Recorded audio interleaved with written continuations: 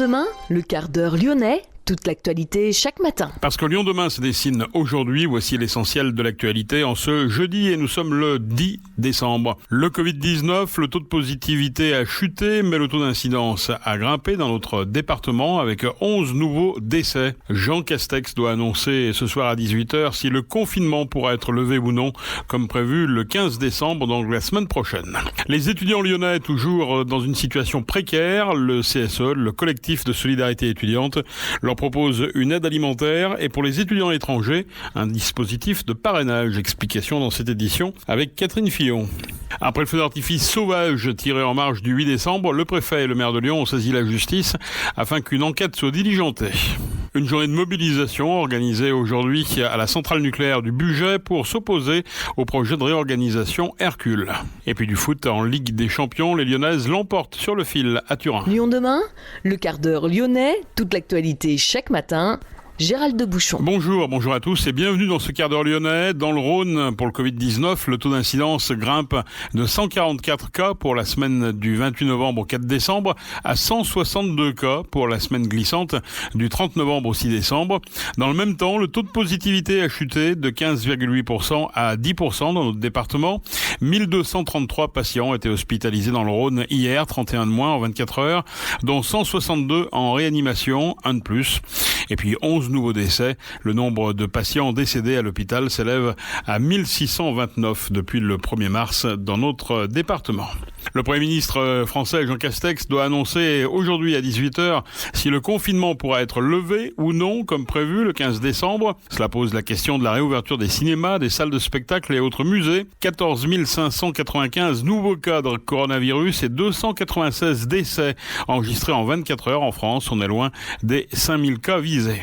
Les étudiants lyonnais sont toujours dans une situation précaire. Le CSE, le collectif de solidarité étudiante, leur propose une aide alimentaire et pour les étudiants étrangers, c'est un dispositif de parrainage qui est mis en place. On en parle dans quelques instants avec Catherine Fillon. Contre la Covid-19, mais aussi la grippe et les virus de l'hiver, il y a les gestes barrières.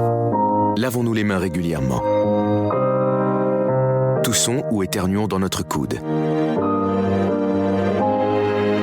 Utilisons un mouchoir à usage unique. Respectons la distanciation physique. Portons un masque dès que c'est recommandé. Ensemble, continuons d'appliquer les gestes barrières. Bonjour Catherine Fillon. Bonjour. Vous êtes la présidente du collectif de solidarité étudiant de Lyon. On avait parlé déjà de vos initiatives lors du premier confinement. Ce CSE s'est en quelque sorte mis entre parenthèses justement lorsqu'il y a eu le déconfinement et aujourd'hui il reprend du service. Il a repris du service déjà depuis début novembre. Expliquez-nous un petit peu dans quel contexte et pour quel motif.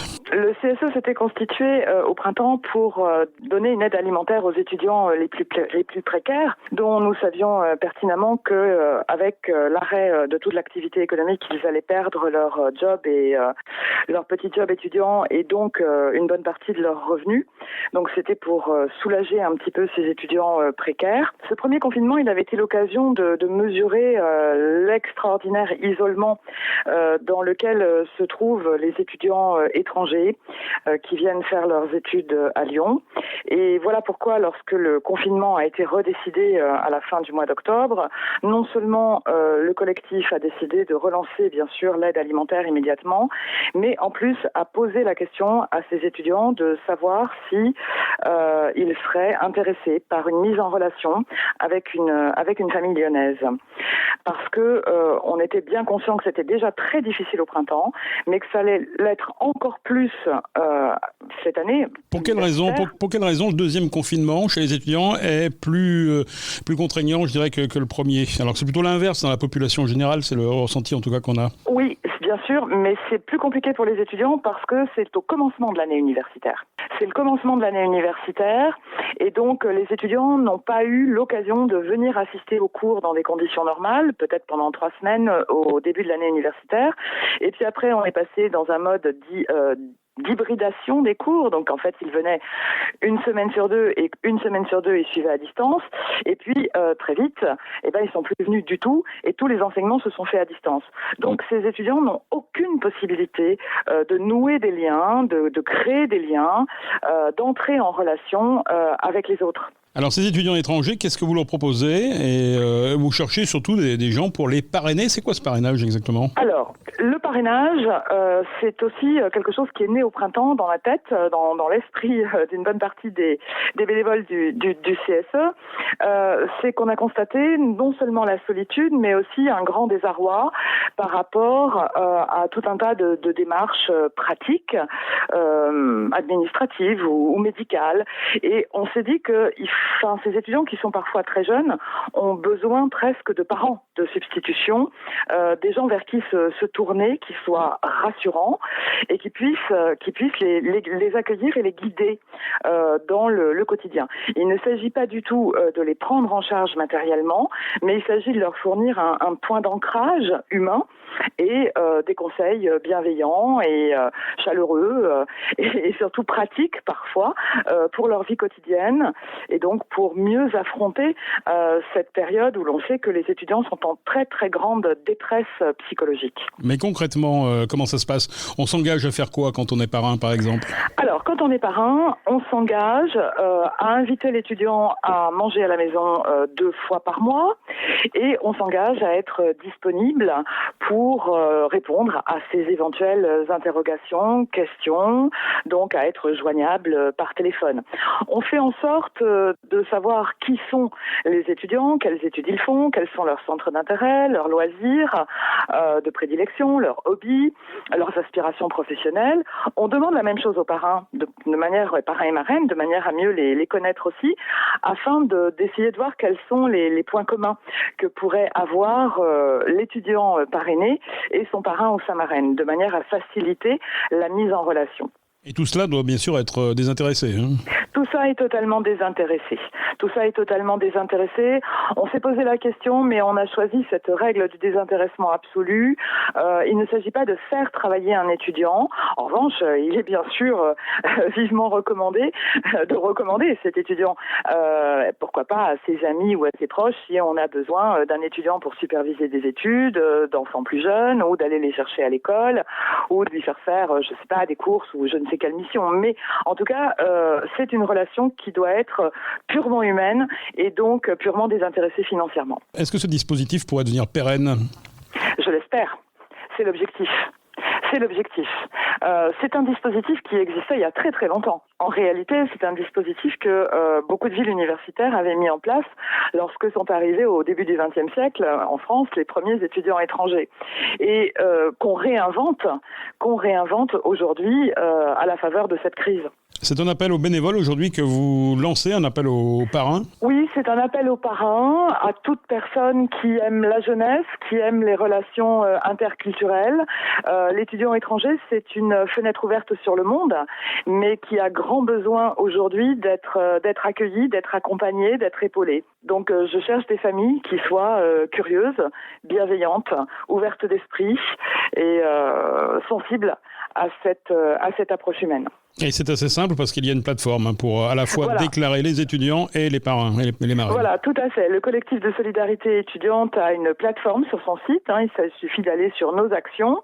On déroule le menu, on trouve le menu parrainage et on peut à partir de là s'inscrire aussi bien quand on est étudiant que lorsqu'on est potentiellement parrain ou marraine.